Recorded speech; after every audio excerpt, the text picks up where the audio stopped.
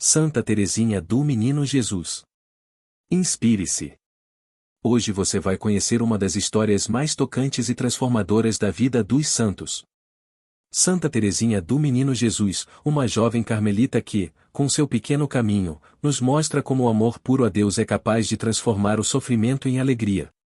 Prepare-se para mergulhar nas últimas palavras e momentos de uma santa que prometeu não descansar até que todas as almas conhecessem o amor de Cristo.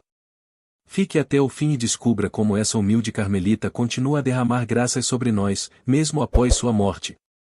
No dia 1º de outubro, a Igreja celebra Santa Teresinha do Menino Jesus, que entrou para a glória em 1897.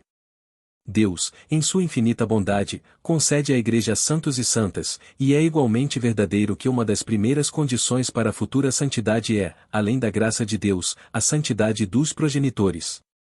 Tal circunstância se observa claramente na vida de Santa Teresinha do Menino Jesus. Seus pais eram santos. Luiz José Stanislau Martim, aos 20 anos, teve o ardente desejo de ingressar na Ordem de São Bernardo, mas, reconhecendo que os desígnios da divina providência eram outros, desistiu desse plano. Zélia Guerin, uma jovem de muita piedade, com um caráter enérgico e franco, aspirava a ser admitida entre as irmãs de São Vicente de Paulo e, para esse fim, solicitou ingresso na congregação em Alençon. As superioras, reconhecendo que essa não era a vontade de Deus, expressaram claramente sua opinião. Zélia, resignada à decisão, muitas vezes repetia em seu íntimo esta oração: Meu Jesus, já que não sou digna de ser vossa esposa, como minha querida irmã, abraçarei o estado matrimonial para cumprir a vossa santíssima vontade. Peço-vos, porém, insistentemente, que me concedais muitos filhos e que todos sejam consagrados a vós. A irmã mais velha de Zélia, que entrou no mosteiro da Visitação de Mens com o nome de Soror Maria Doroteia, faleceu santamente em 1877, aos 48 anos. Deus, em sua paternal bondade, destinou a essa alma predileta o virtuoso jovem já mencionado, e, por circunstâncias visivelmente providenciais, o matrimônio entre ambos foi celebrado no dia 12 de julho de 1858, na igreja de Nossa Senhora de Alençon. Por vários meses, conforme o desejo de Luiz Martim, viveram como irmãos, até que ele percebeu ser melhor compartilhar da aspiração de sua virtuosa esposa, oferecendo a Deus os frutos do abençoado matrimônio. Fez sua súplica do casto Tobias, que rezou assim: Se tomo esposa nesta terra, bem sabeis, ó meu Deus, que o faço unicamente pelo desejo de obter uma posteridade, na qual o vosso nome seja bendito por séculos sem fim. Deus aceitou com agrado essa santa disposição e concedeu ao piedoso casal 9 filhos, que, no santo batismo, receberam os seguintes nomes: de Maria Luísa, Maria Paulina, Maria Leônia, Maria Helena, falecida aos 5 anos e meio, José Maria, Maria José, João Batista, Maria Celina, Maria Melânia Teresa, falecida 3 meses após o nascimento, e Maria Francisca Teresa. Após o nascimento das 4 filhas mais velhas, o casal nutria o ardente desejo de ter um filho que, no futuro, servisse a Deus como missionário. Com essa intenção, dirigiram suas súplicas a São José. Suas orações foram atendidas, e o coração dos pais encheu-se de doce júbilo quando nasceu o primeiro filho, a quem deram o nome de José Maria. No entanto, os desígnios do Senhor são diferentes dos nossos, e os seus caminhos, mais altos que os nossos. Assim, após apenas 5 meses de vida, o pequeno José deixou este mundo para habitar nos tabernáculos do Senhor. Desejando ainda um sacerdote missionário para sua família, os pais continuaram a fazer súplicas fervorosas, e grande foi sua alegria quando outro pequeno José veio ao mundo para substituir o irmão falecido. Contudo, após 9 meses, essa outra pequena florzinha foi também transplantada para os jardins celestes. Desistiram, então, de pedir um missionário ao céu. No entanto, seu desejo foi plenamente realizado na pessoa da última filha, a mais abençoada e privilegiada de todas, uma alma providencial a quem Deus confiou uma missão grandiosa, verdadeiramente divina. Os filhos viam em seus pais o exemplo de cristãos santos. Amigos da oração, reuniam-se todos os dias aos pés do altar e participavam da mesa eucarística. Observavam rigorosamente a lei do jejum e da abstinência, eram escrupulosos na santificação do domingo e cumpriam com assiduidade as práticas de piedade, como a leitura espiritual e a oração em comum.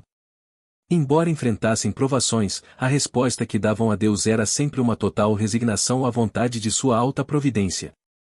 Apesar de haver certo bem-estar material na família Martin, ninguém se excedia em luxos desnecessários, e a simplicidade reinava em tudo. Em um ambiente tão cristão e generoso, a virtude da caridade encontrava um campo vasto para sua atuação. Das economias, o piedoso casal reservava uma quantia anual significativa para a obra da propagação da fé. A casa estava sempre aberta aos pobres, e grandes eram as esmolas distribuídas.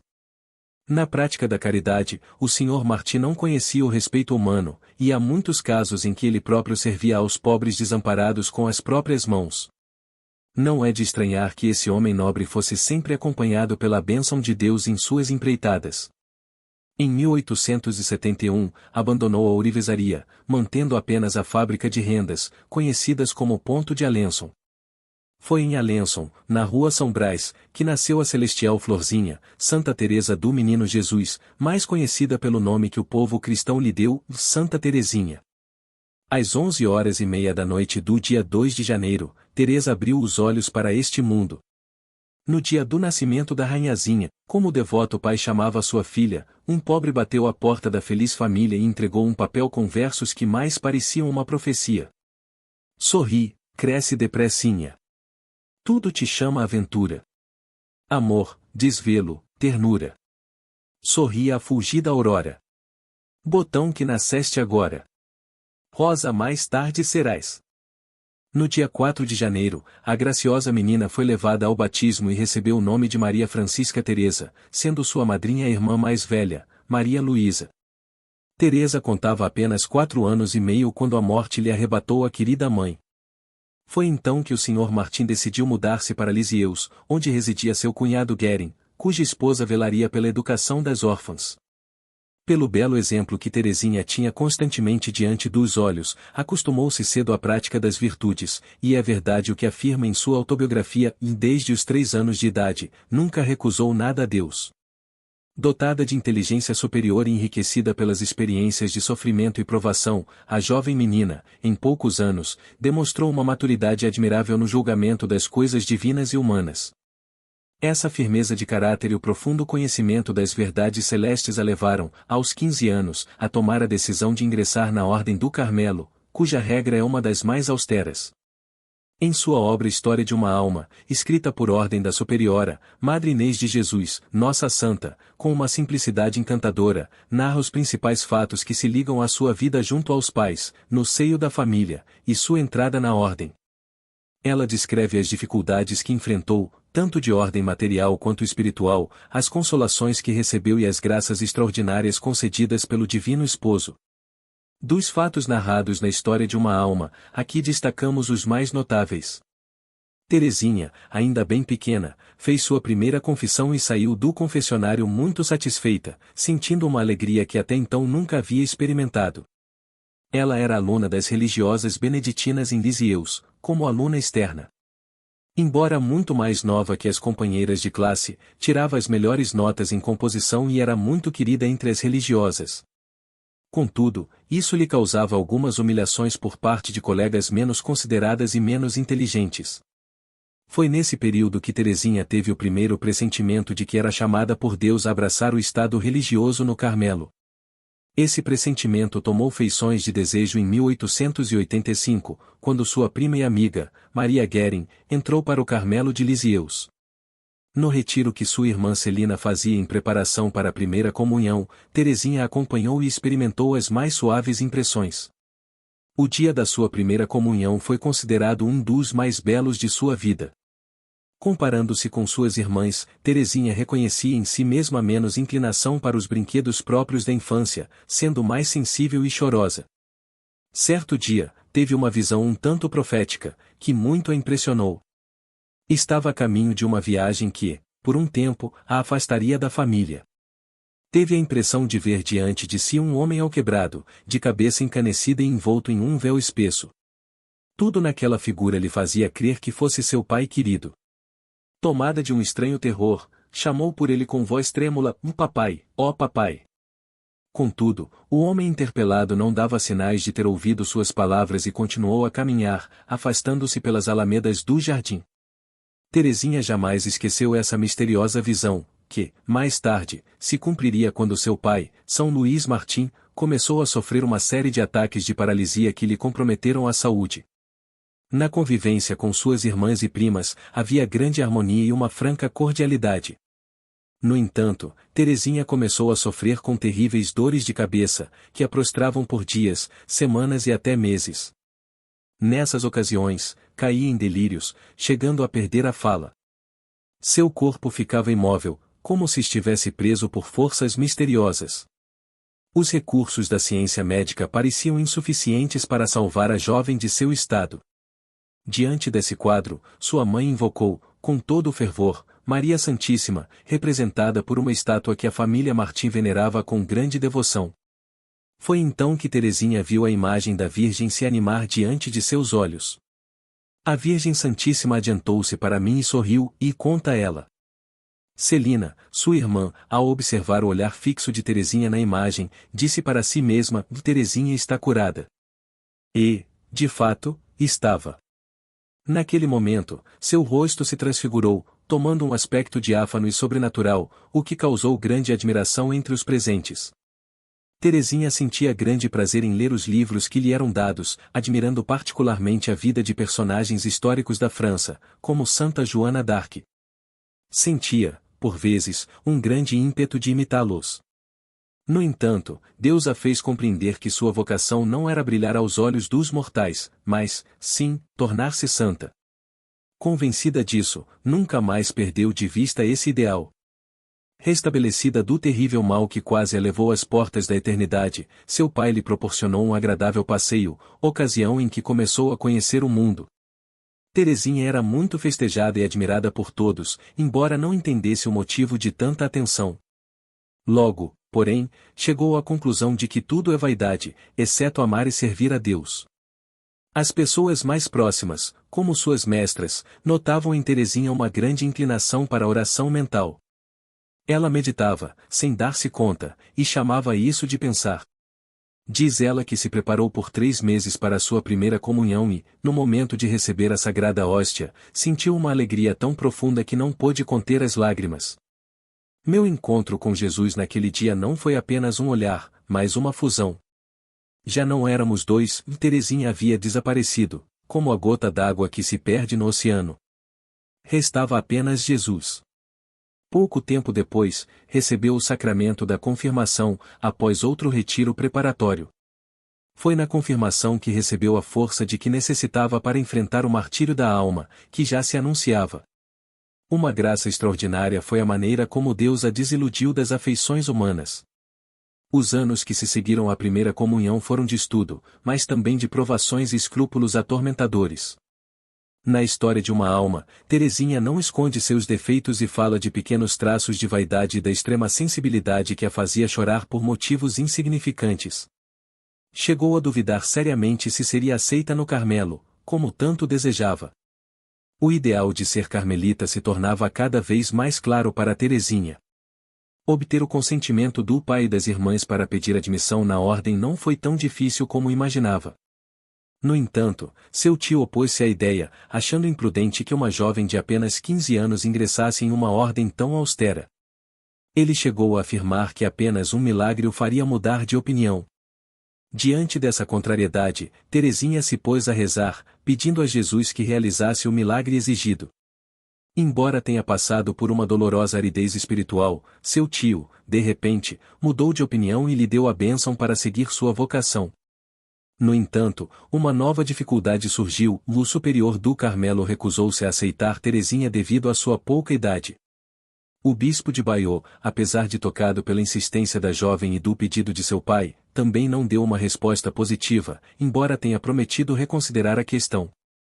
Um dos capítulos mais marcantes da vida de Santa Teresa do Menino Jesus, sem dúvida, aquele em que relata sua viagem a Roma, realizada 3 dias após a audiência concedida pelo bispo de Bayeux. Já naquela ocasião, o pai de Teresa havia dito ao prelado que, caso não obtivesse a autorização desejada, sua filha não hesitaria em falar diretamente ao Santo Padre. E foi exatamente isso que aconteceu, como veremos a seguir. A peregrinação com destino a Roma partiu de Paris no dia 7 de novembro de 1887, sob a direção de Monsenhor Legoux, vigário-geral de Coutances. Entre os peregrinos estava também o padre Reverone, vigário-geral de Bayeux, de quem Teresa menciona que a observava atentamente durante toda a viagem. Ao chegarem a Roma, no dia 20 de novembro, tiveram a felicidade de serem recebidos em audiência no Vaticano. A própria santa nos conta, com riqueza de detalhes, como ocorreu essa audiência. Na manhã de domingo, 20 de novembro, fomos ao Vaticano. Às 8 horas assistimos à missa do Sumo Pontífice. Após a missa de ação de graças, que seguiu a celebração do Santo Padre, começou a audiência. Leão XIII estava sentado em um trono elevado, trajando batina branca e mursa da mesma cor. Ao seu redor, encontravam-se diversos prelados e as mais altas dignidades eclesiásticas. Conforme as prescrições do cerimonial, cada peregrino aproximava-se por vez, ajoelhava-se, beijava primeiro o pé e depois a mão do Santo Padre, e recebia sua bênção. Em seguida, 2 guardas nobres, tocando de leve o ombro da pessoa, indicavam-lhe que deveria levantar-se e ceder lugar ao próximo peregrino. Ninguém ousava falar, mas eu estava decidida a fazê-lo. Quando o reverendo padre Reverone, que estava à direita de sua santidade, nos informou publicamente que era proibido dirigir-se ao Papa, voltei-me para Celina, que me incentivou com o olhar. O meu coração batia acelerado, e ouvi a voz de Celina e fala. Momentos depois, ajoelhei-me diante do Papa. Beijei-lhe o pé e apresentei-lhe a mão. Levantando os olhos, que estavam cheios de lágrimas, pedi, Santíssimo Padre, desejo pedir-vos uma graça importante. Ele inclinou a cabeça até junto do meu rosto, como se quisesse penetrar a minha alma com seu olhar profundo e paternal. Continuei, Santíssimo Padre, em memória do vosso jubileu, permiti que eu entre no Carmelo aos 15 anos. O reverendo vigário-geral de Bayeux, estupefato e contrariado, interrompeu rapidamente, o Santíssimo Padre, é uma criança que deseja abraçar a vida no Carmelo, mas os superiores estão atualmente examinando o caso. Sua Santidade respondeu, pois bem, minha filha, deixemos que os superiores decidam. Com as mãos postas e apoiadas em seus joelhos, fiz uma última tentativa, vó, Santíssimo Padre, basta que digais sim, e todos concordarão. Ele me olhou firmemente e disse com uma voz marcante, pois bem, entrará, se Deus assim o quiser. Eu ia insistir novamente, quando 2 guardas nobres se aproximaram, acenando para que eu me levantasse. Como permaneci imóvel, de mãos postas e ajoelhada diante do Papa, eles me ergueram com a ajuda do reverendo padre Reverone. No momento em que fui removida, o bom Santo Padre colocou suavemente a mão sobre meus lábios e logo em seguida me abençoou, acompanhando-me com o olhar por um longo tempo. Após retornarem a Lisieux, a primeira visita de Teresa foi ao Carmelo. Um novo pedido foi feito ao bispo diocesano, mas, infelizmente, não obteve resposta imediata, como ela esperava. O Natal de 1887 passou sem qualquer decisão, mas, no dia 1º de janeiro de 1888, Madre Maria de Gonzaga informou a Teresa que havia recebido autorização do bispo para aceitá-la como postulante no Carmelo, com a condição de que sua entrada só se realizasse após a Quaresma. Finalmente, no dia 9 de abril de 1888, Teresa teve a alegria de ingressar no Carmelo. Rapidamente, Teresa acostumou-se à vida no convento, enfrentando com grande serenidade as dificuldades e provações que lhe eram impostas. Desde o início de sua vida religiosa, Teresa passou por intensas provações espirituais, especialmente uma aridez interior que parecia ser sua companhia constante. Além disso, a Madre Superiora submetia-a a uma rigorosa disciplina, não lhe perdoando a menor falha. Logo Teresa aprendeu a ver em sua superiora não uma mera criatura, mas a própria presença de Nosso Senhor, o que a preservou de afetos terrenos, comuns na vida em comunidade, mas que podem ser grandes obstáculos na vida espiritual. Um fato importante relatado por Teresa, no exame canônico que precedeu sua profissão, foi sua declaração: vim para salvar almas, e especialmente, para rezar pelos sacerdotes. Fiel a esse propósito, Teresa ofereceu-se a Jesus como vítima de amor, convicta de que, somente pelo sofrimento, poderia ajudar a salvar almas. No dia 10 de janeiro de 1889, Teresa recebeu o hábito do Carmelo em uma cerimônia presidida pelo bispo diocesano, com a presença de suas irmãs e seu amado pai. Naquela ocasião, a pedido de seu pai, Teresa vestiu um traje de veludo branco adornado com plumas e rendas de alençon, e seus cabelos loiros, soltos sobre os ombros, completavam sua aparência virginal. Foi uma das últimas alegrias de seu pai, que, um mês depois, foi acometido por uma grave doença que o levou à morte 6 anos mais tarde. Após um ano de noviciado, Teresa enfrentou a frustração de não poder professar imediatamente. A superiora informou-lhe que, por ordem do reverendo padre superior, ela deveria esperar mais 8 meses. Apesar de, inicialmente, ter sido difícil aceitar tal sacrifício, Teresa, com a ajuda da graça divina, conformou-se com a decisão. Passado o tempo de espera, sua profissão religiosa foi marcada para o dia 8 de setembro de 1890. Na véspera de sua profissão, Teresa recebeu a bênção do Papa, fato que a confortou imensamente. Durante o retiro espiritual, no entanto, Teresa foi assolada por terríveis tentações, que a fizeram questionar sua vocação. Em suas próprias palavras, de repente, minha vocação me pareceu um simples sonho, uma quimera. O demônio inspirou-me a convicção de que a vida do Carmelo não me era adequada e que estava enganando os superiores. Essas angústias foram tão intensas que Teresa chegou a pensar em deixar o convento, mas, após uma conversa com sua mestra, encontrou novamente a paz e a certeza de sua vocação. A espiritualidade de Santa Teresa. Se examinarmos os meios pelos quais Santa Teresa alcançou tão alto grau de perfeição, admirado por toda a Igreja, descobrimos 3: a oração constante, uma vida unida a Nosso Senhor e a mortificação. Através do que chamou de pequeno caminho, Teresa ensinou ao mundo o valor da simplicidade, da confiança absoluta em Deus e do amor desmedido. Como relata a história de uma alma, Teresa comprou, pelo sofrimento, muitas das graças que agora derrama sobre a terra. Seu martírio diário consistia na luta constante contra si mesma, negando qualquer satisfação às exigências de sua natureza viva e ardente. Desde a infância, Teresa nunca se queixava e, no Carmelo, continuou a ser a humilde serva de suas irmãs. O espírito de sacrifício de Teresa era universal. Tudo o que era mais difícil e menos agradável, ela buscava com ânimo. O que mais a martirizou fisicamente, como confessou, foi a privação de calor durante os invernos rigorosos. O frio tem sido para mim um tormento de morte, dizia ela. Na Sexta-feira Santa, 3 de abril de 1896, apareceram os primeiros sinais de sua doença fatal. Embora as frequentes hemoptises fossem evidentes, Teresa habilmente as escondia de suas irmãs.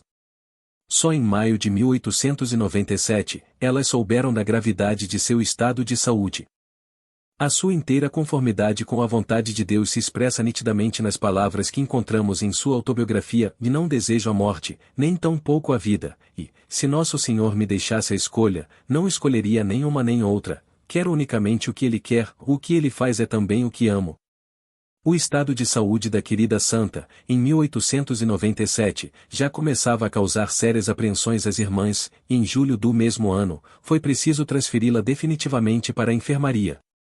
Os últimos meses foram de sofrimentos incalculáveis, causados por um desânimo que o demônio lhe preparava, atormentando-a com tentações contra o amor de Deus.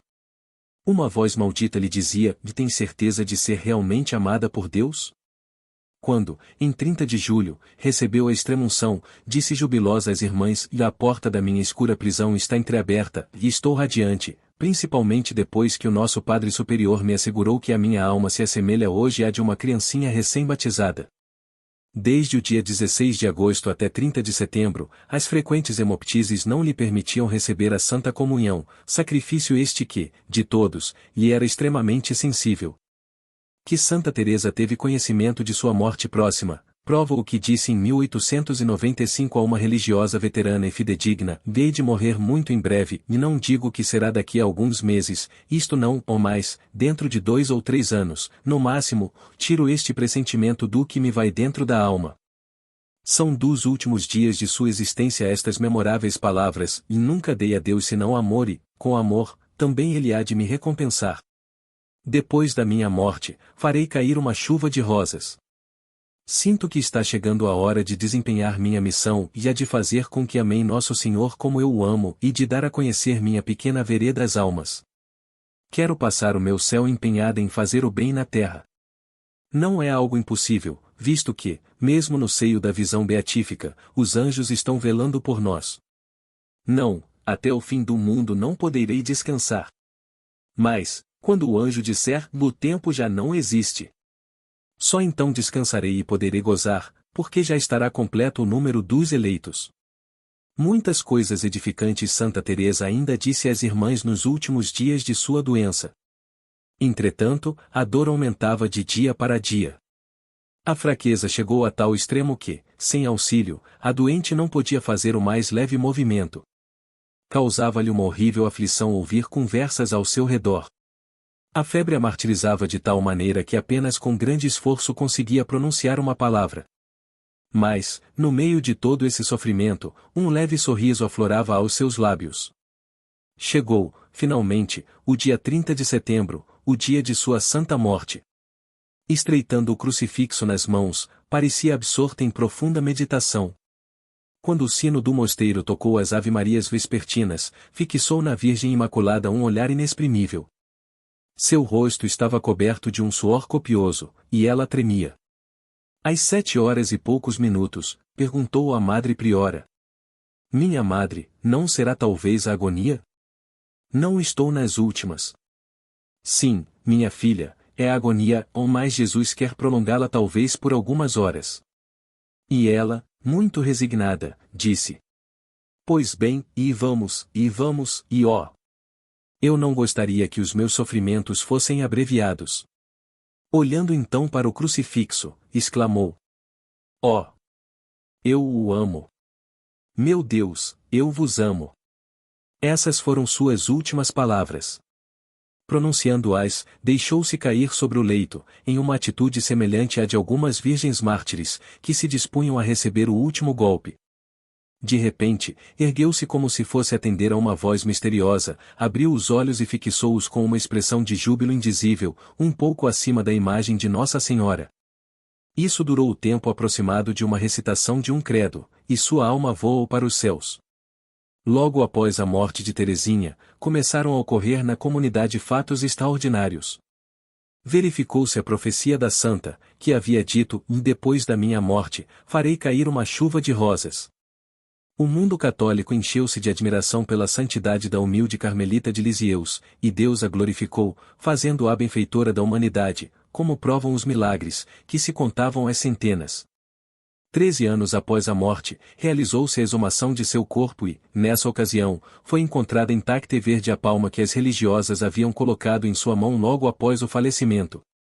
Beatificada em 1923, Sua Santidade o Papa Pio XI, no ano do jubileu de 1925, concedeu-lhe a honra dos altares. As relíquias, depositadas na capela do Mosteiro do Carmelo, em Lisieux, repousam em uma riquíssima urna de prata dourada, oferecida pelos católicos do Brasil. Reflexões. O segredo da santidade de Teresa do Menino Jesus está na perfeita harmonia das virtudes que adornaram sua alma e a tornaram tão agradável aos olhos de Deus. São elas, a humildade e a simplicidade, a abnegação de si própria, levada até o heroísmo, o espírito de sacrifício, um amor sem limites a Nosso Senhor e uma confiança sem reservas em Deus. Como não há nada de extraordinário na vida desta Santa Carmelita, seu exemplo é perfeitamente imitável por todos os que seriamente buscam a salvação de sua alma. Basta imitar-lhe as virtudes e invocar sua poderosa intercessão. O Espírito Santo, que rege a Igreja de Deus sobre a terra, reservou esta mimosa flor do céu para os nossos tempos, tão pobres de amor e tão saturados de miséria. Rendamos graças por nos ter dado um exemplo tão perfeito de virtudes e santidade, que mostra à humanidade o pequeno caminho da santificação. Benfeitora que é dos pobres mortais, que a ela recorrem em suas necessidades materiais e espirituais, padroeira dos missionários que trabalham nas linhas mais avançadas da milícia de Cristo, nas terras dos pagãos, e a Igreja de Cristo se curva reverentemente diante desta filha privilegiada, que tanto já fez e mais ainda fará, para implantar o reino de Cristo nos corações dos homens. Oração. Senhor, que dissestes, e se não vos fizerdes como meninos, não entrareis no reino dos céus, e fazei-nos seguir a Santa Virgem Teresa em humildade e simplicidade de coração, para que consigamos alcançar os prêmios da vida eterna. Santos cuja memória é celebrada hoje. Na Alemanha, 2 mártires sacerdotes, de nome Evaldo. Ambos pregaram o Evangelho aos antigos saxões e foram mortos pelos pagãos. Na Cochinchina, o martírio do Bem-aventurado de Lamotte, do Seminário de Paris, em 1840.